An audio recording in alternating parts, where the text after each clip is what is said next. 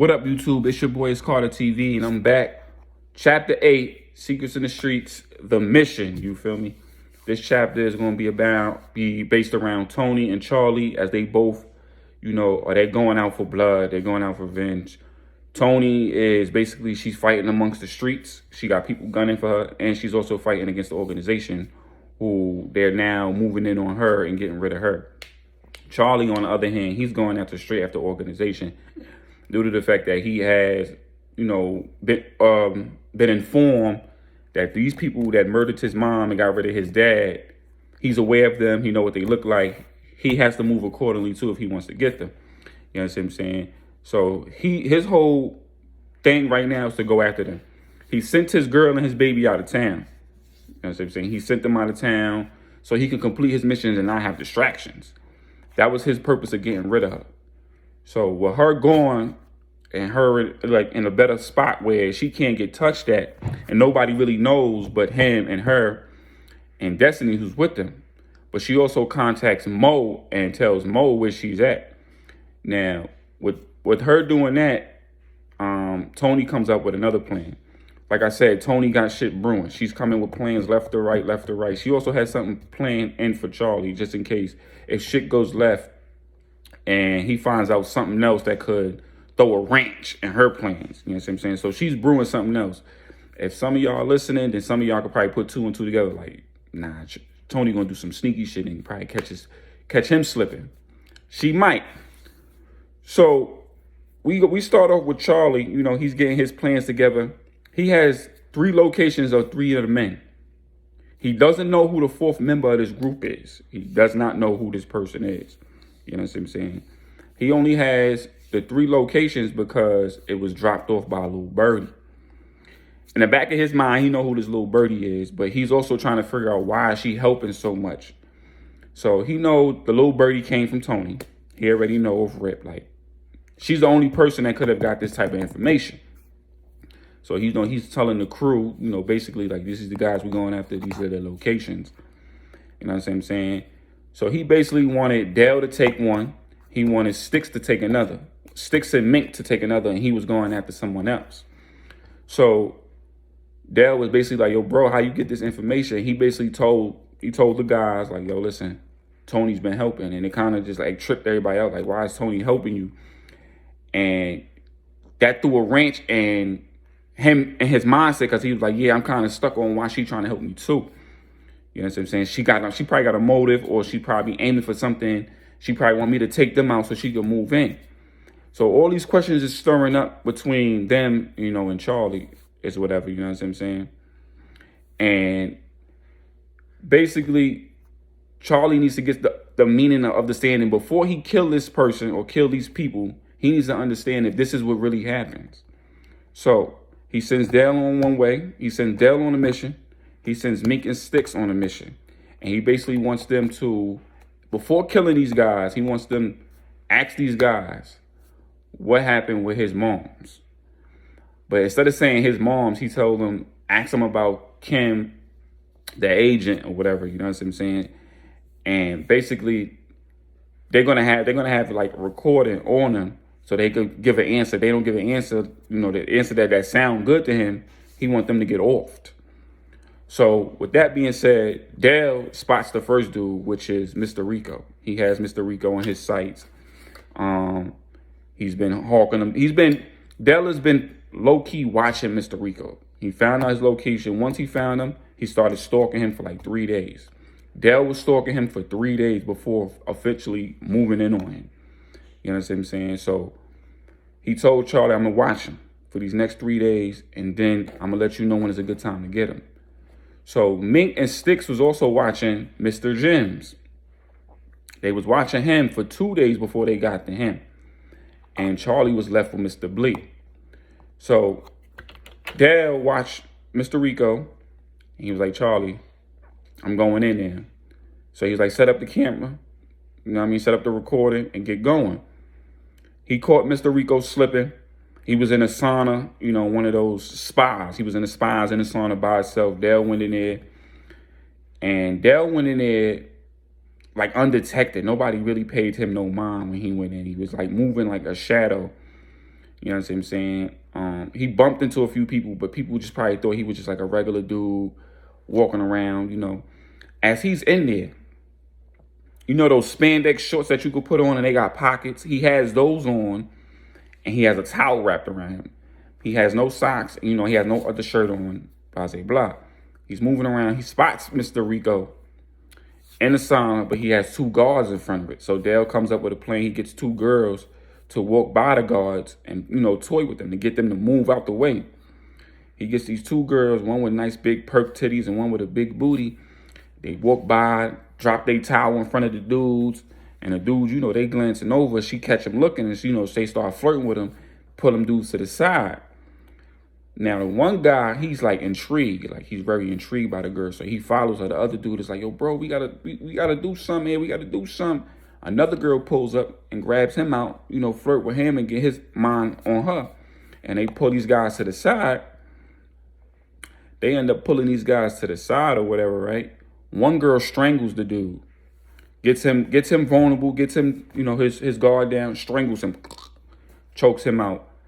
The other one pulls out a silencer and blows his head off. Floof. Dale moves in. So Mr. Rico was like, he don't see the guards, you know, checking in on him. So he's like, what the fuck is going on? So he goes up to the door where there's a little square window. He noticed they not there. So he's like, oh shit. But he also got his gun on him. So he comes out, he's lurking. He don't see nobody.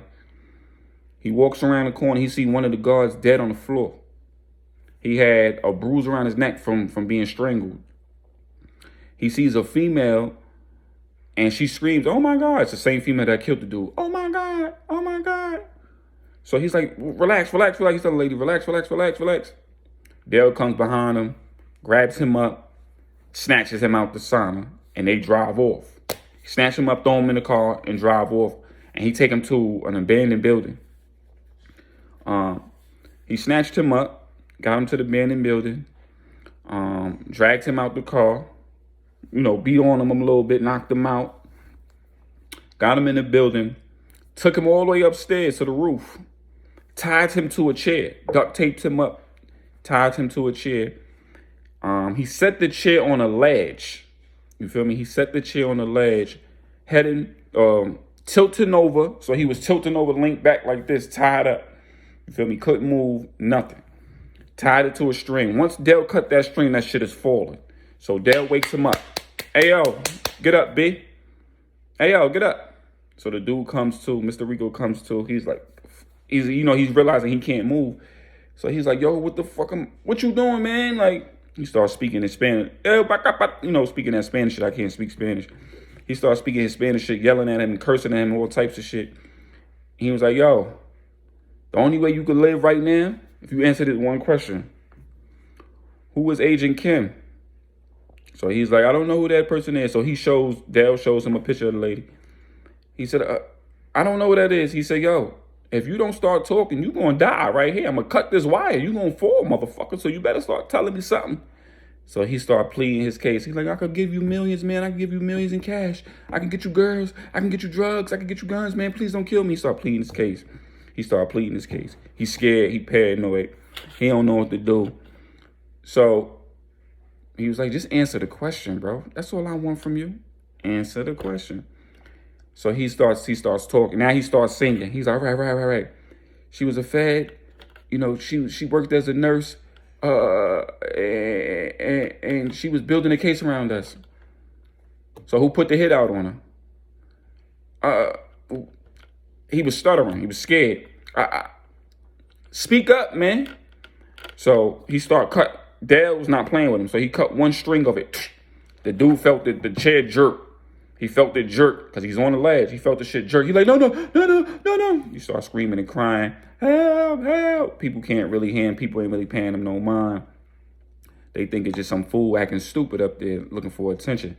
Not knowing he's a very important man. He's like, all right. It was brought up amongst the table of the group that she was a fed. And she decided to take her out on her own free will. She who? Tony. So that was like, what? Yeah, the organization knew about her, man. We didn't know what to do and how to get to her because the king, he was well protected of her, so we couldn't get to her. So Tony decided to go in and kill him herself to prove to us that she was loyal to us. And she also wanted to take out King and move in his place. So Dell took that recording. He said, "Now, please, man, let me go. Please, man, let me go. Please, let me go, man. Please, let me go." All right, man. Cut the string. Poof, poof. Boof. He got let go. And he started screaming as he went down. Ow! Hit the concrete. Boom. Brains splattered everywhere. Body just boop, pop. As he turned away and walked away, now we head over to Sticks and Mink. They got Mr. Gems. How they caught Mr. Gems is type crazy. They sent the woman his way, not just any woman. They sent the transgender woman his way. They sort of Sticks and Mink, was looking for a way to get him, and Sticks saw the lady, which he thought was a lady, was actually a transgender woman. Saw her coming towards him, and was like, "Hey, man, can I trouble you for a minute?" And she was like, she got in her little girly mode. "Hey, what's up? You looking for a good time, sugar?"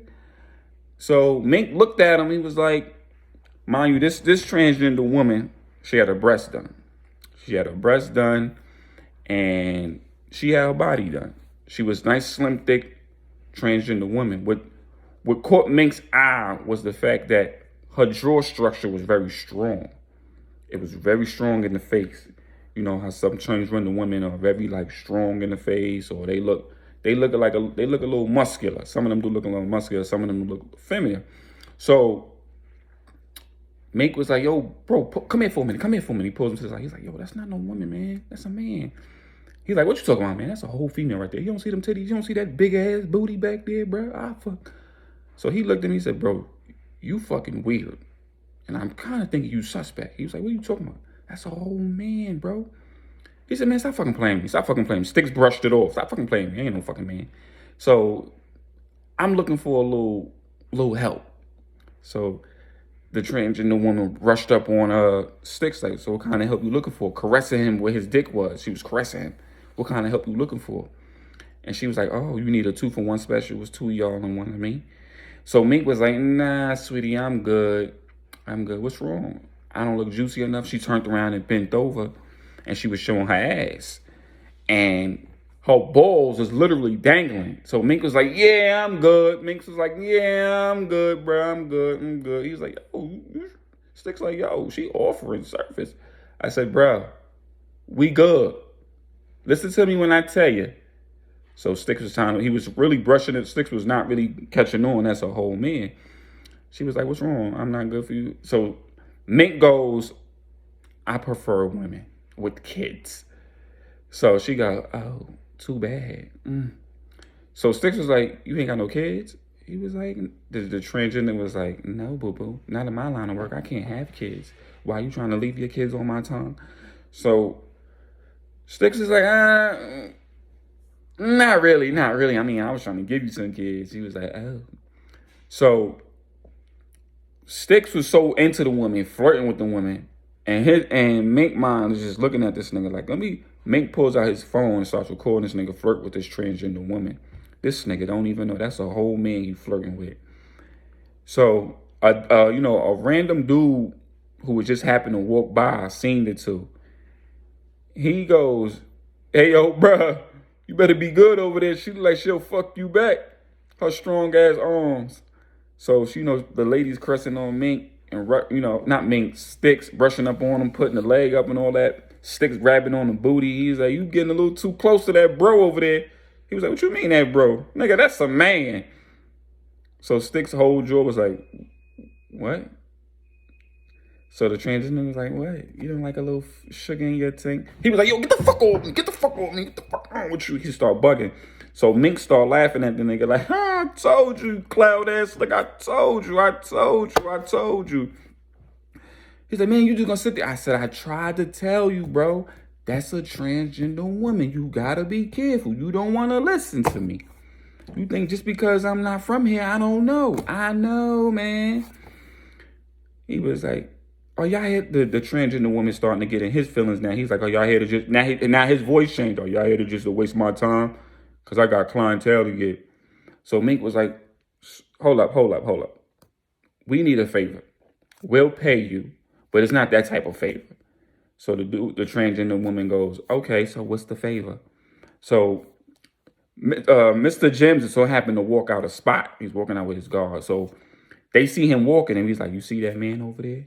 Get close to him. When you get close to him, you hit us on this number when you and him is alone. You understand? Here's 500 now, and another 500 when you get close to him. Understood? She was like, all right, cool. Remember, don't say nothing. You get him alone. Do what you do with him. The moment he's very vulnerable, you call us and we come in. So they set that up. So the transgender woman work her magic. She get close to Mr. Jims. Mr. Jims is, he's feeling it. He's intrigued by this woman. He really thinks it's a woman. So he's intrigued by her. Boom, boom, boom. And he basically was like, here's my card. Here's my number. Call me tonight. So she comes back to the guys. Like he says, I'm going to call him tonight. I said, when you call him, you pull up to a spot, get the location. Once you get the location, we're going to pull up and you let us know when it's just you and him in the room. So she was like, all right, cool. They gave her 500. She did that later that night. She got called to a penthouse in Manhattan. All the way in Manhattan. You feel me? She got called out there.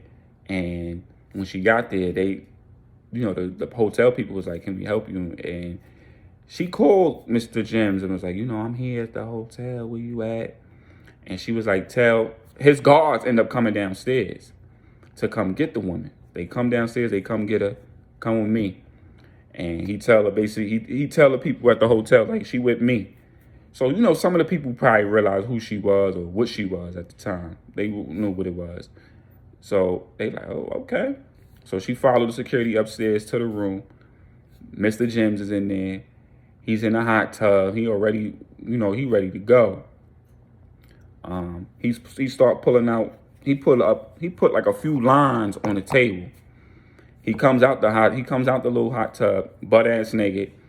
He comes out the hot tub, butt ass naked, and he was like, come on, come have a party with me. So the guards let her in, and they closed the door behind him. Now, him and the transgender woman, they getting fucked up. They, snorting coke. They drinking, they partying, they dancing. The guards is outside, and they talking amongst each other. They like, yo, no home we know in. He was like, don't even say nothing, bro. Just do your job, bro. We ain't here to judge. He was like, all right, fuck it. I ain't here to judge. You right. He paid well any motherfucking way. So there's party going on. They hitting lines, snorting up. They get to touching each other. And they get to fucking. Now the transgender fucks Mr. Jims right in his ass. Boom! Fucking him. Boom, boom, boom. Getting him vulnerable. Helping him bust his nut, whatever. It's money all over the place. She fucks him so good he goes to sleep.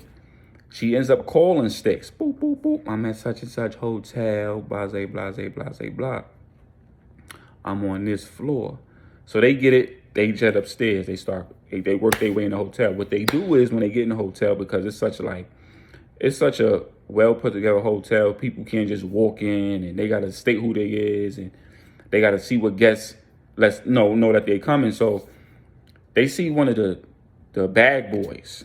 They snatch him up, beat him up, take his clothes. They see another one, beat him up, take his clothes, and they make their way in the hotel. They make their way. They start working their way upstairs. They see the two guards at the door. Boom. So they call her back. Was like, yo, make a distraction. Have them come in the room. So she fakes like, oh my God, come in the room. I think something wrong with him. He not breathing. So they come in the room. Sticks and Mink move forward. Boop, boop, boop. As they come in the room. Right? So she fades back. And they first look at her like, what the fuck you did? Mind you, Mr. Jims is just asleep. They think he something wrong because he's not breathing as well, but he's just sleeping. And shit. And plus, he was just high of cocaine. He had a lot of cocaine and he was drinking. So she's, I don't know what to do. She skates out the room. One of them chase her. The other one calls up for backup. He calls up for more security come. So Mink and Sticks got to move fast now. They get in the room. The dude doesn't see them. Mink knocks him out. Boop. They snatch Mr. Jims up and they get him out the hotel and they skate with him. They dip off. The transgender woman end up escaping and meeting back up with them And she ended up getting way more than she was bargaining for because she gets paid by them and she also, takes some money and a little bit of jewelry. That jewelry got traces on it. It got traces on that motherfucker. So after she dealt with them, dipped off, a few of the guards saw her. They saw her a good few blocks away after the meeting with Dell and Sticks. They saw her a few blocks away and they snatched her up. Boop, come here. He's like, get the fuck off me, get the fuck off me, I ain't do shit. They snatch her up, throw her in the car. They beat her up. They was like, where the fuck did, where did our boss go? What you do with him? He was last seen with you, So they end up beating her up. And you took the jewelry and shit got traces on it, dumb bitch. You dumb bitch. Fuck is you thinking? So she basically plead her cases like, oh, these two dudes took him. I don't know their name. I don't know their name. They paid me to get him down and fuck him and all of this. Please don't kill me. What these two dudes look like. So she describes the two dudes. And let them know what they look like. So they was like, that don't even sound right. These two fucking knuckleheads just took our boss. The other guard was like, fucking, we don't need her no more. And they shot her in the head. Boom! Blew her brains out. And just threw her ass in the alley. And they took off. So now, they got Mr. Gems. He's coming to literally the next morning. He's probably waking up now. They got him in an abandoned building. And how they got him is chained up upside down. And they got him dangling from up above. They get him up, like, yo, get up. So he's like, what the fuck? What time is it? So he starts to look around. His eyes is coming to, why the fuck am I upside down? He starts speaking in, Asia. He starts speaking that Chinese shit. He start going off. Mind you, he's tied up, hanging upside down. He said, listen, we ain't here for all of that. I ain't order no Chinese food, bruh. I ain't order no Chinese food. Shut the fuck up and just listen.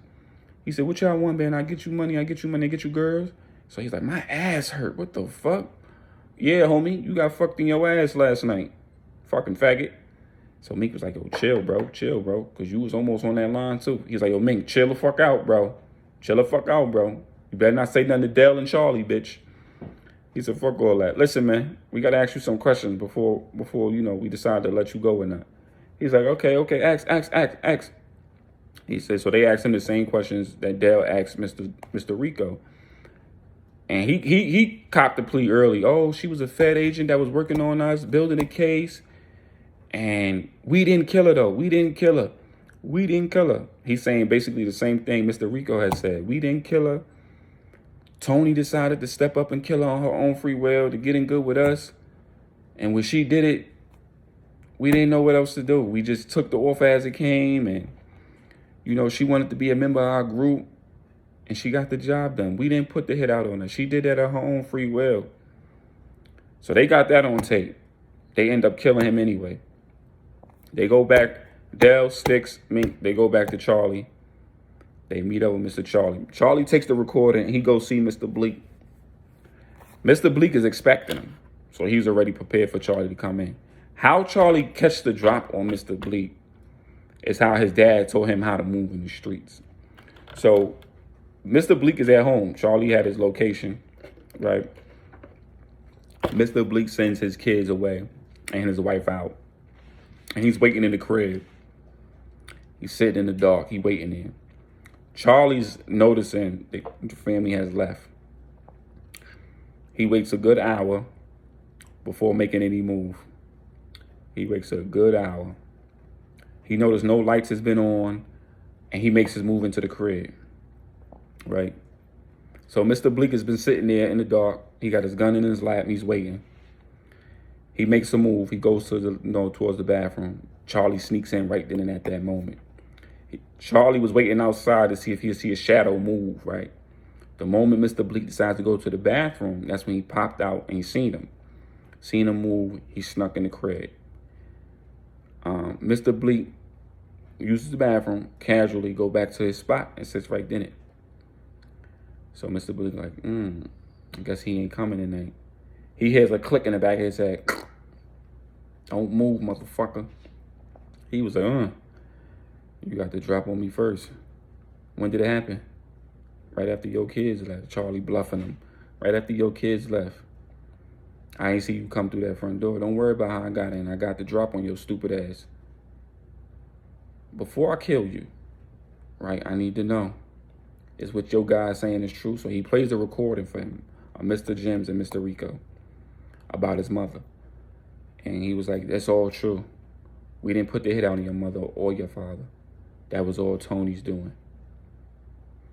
But we did fail to realize how good she is as a woman and as a big boss. We underestimated her.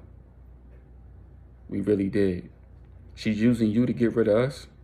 She played that very well. She played that very well. What you mean using me? Oh, kid, you done got yourself in some shit you don't even know. So he's fidgeting. And Charlie's like, stop fucking moving, man. Stop fucking moving. Right now, you ain't in a good predicament to be moving. Just talk. You ain't got to fucking move. Throw that gun over there. So Mr. Bleek tosses the gun real far. He tosses the gun real far. Right across the room or whatever. So he go back to this thing, Tony using me. What you mean by that? She probably gave you the drop on us. She was well in tune with the organization. She probably gave you the drop. That's how you probably got the other two, I'm assuming. Basically, if she using you to get to us, she using you to clean up her mess. Because we was going after her. This shit is all because of her. She played that very well.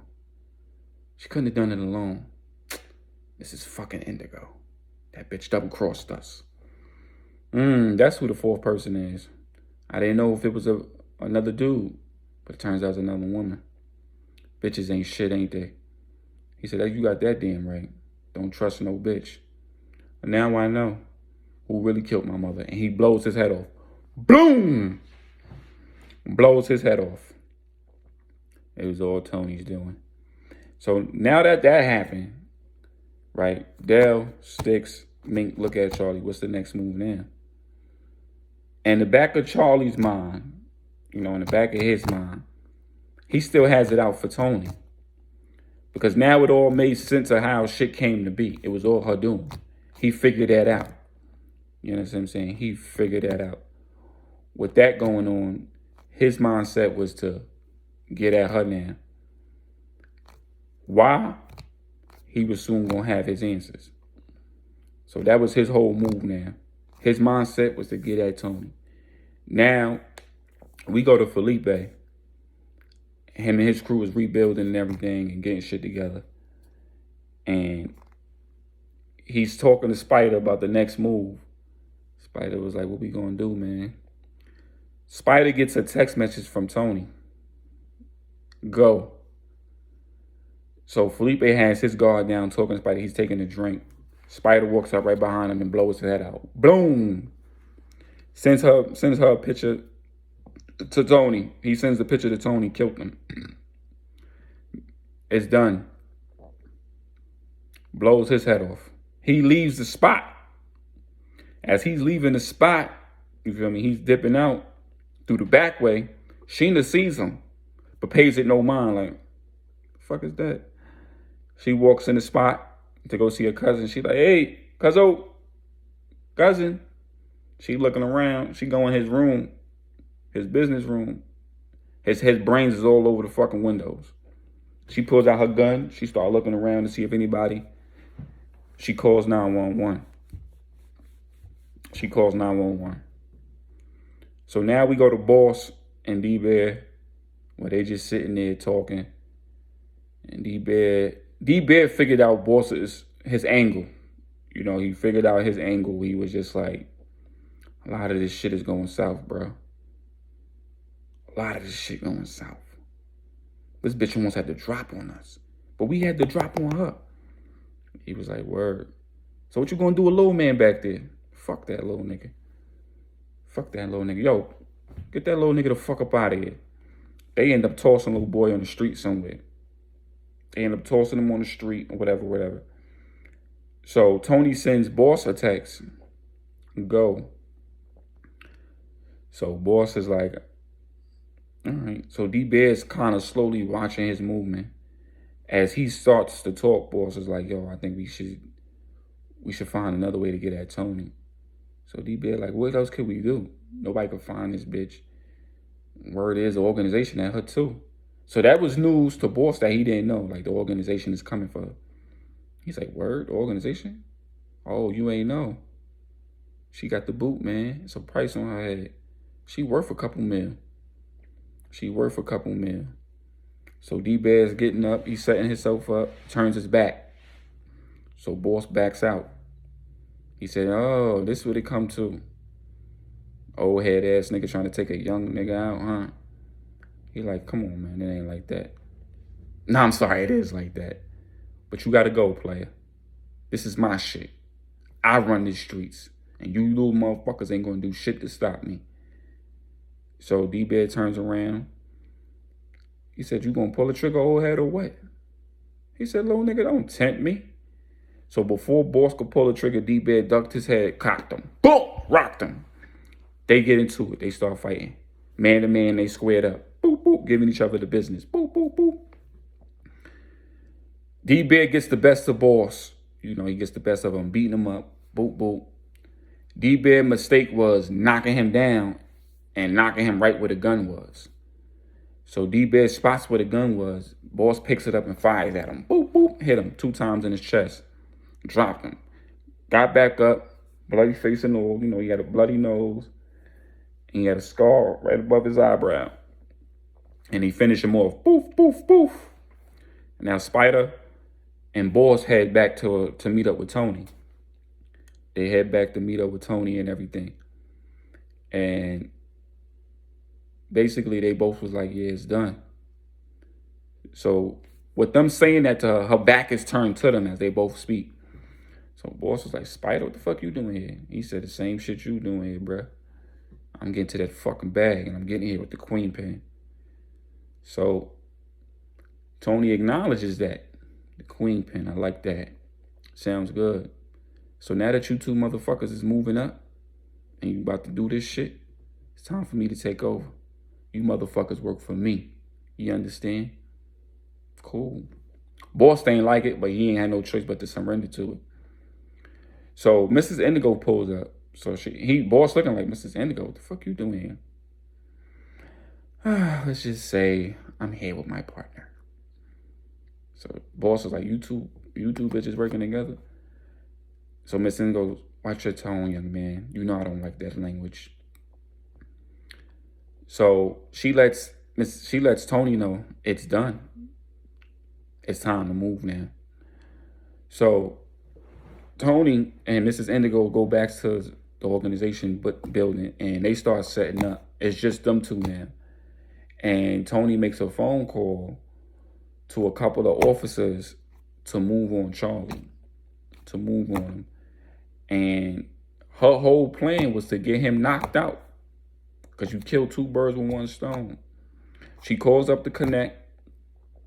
And he's like, have you found my son? He was like, yeah, I know exactly where he is. So the father, you know, Mink's father, he comes. And like right before, you know, it was Mink and Charlie going to Charlie's crib. And in Charlie's crib is Mink's father with a couple of guys. So Charlie's like, what the fuck is this? Mink was like, Dad?